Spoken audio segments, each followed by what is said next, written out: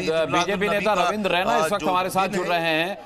रविंद्र रैना जी, जो जस्टिफिकेशन दिया जा रहा है उसमें कहा जा रहा है कि नमाज जहां पढ़ी जाती है वहां कोई और चेहरा बर्दाश्त नहीं किया जाएगा, मतलब कोई चेहरा और बर्दाश्त नहीं किया जाएगा। लेकिन सवाल ये कि उसे ढका भी जा सकता था अगर आप विरोध करना चाहते थे तो, लेकिन इसको इस तरीके से पत्थर के प्रहार से तोड़ करके क्या संदेश देने की कोशिश की जा रही है?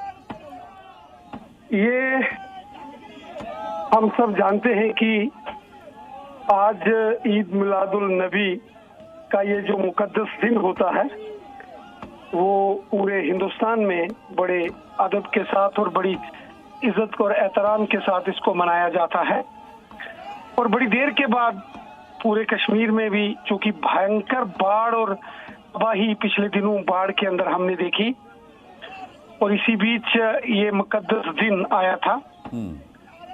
मुझे नहीं लगता कि इस दिन पर कोई हंगामा, कोई लड़ाई झगड़ा या इस किस्म का कोई अपवाद कोई होना चाहिए था। इस मुकद्दस दिन हम सबको दुआ करके अमन शांति और खुशहाली के लिए काम करना है। कहीं भी उपद्रव करके इस प्रकार की व्यवस्थाएं या इस प्रकार की बात करके वो जो है वो ठीक नहीं है। हम चाहते हैं, बड़ी मुश्किल से कश्मीर के हालात ठीक हो रहे हैं, हमें सबकी इज्जत है। मंदिर, मस्जिद, गुरुद्वारा, ईद, दिवाली, होली, ईद मिलादुल नबी का दिन, ये हम सबके मुकद्दस दिन है और हमें सबकी इज्जत है।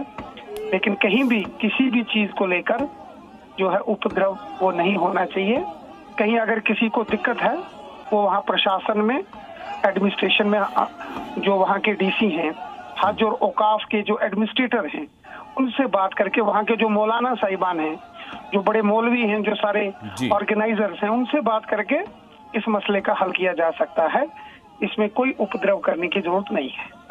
ठीक है, मेरे साथ विश्व हिंदू परिषद से प्रवक्ता विनोद बंसल भी इस वक्त जुड़ गए हैं। विनोद बंसल जी, ये वीडियो आपने देखा होगा, क्या कहना चाहेंगे आप?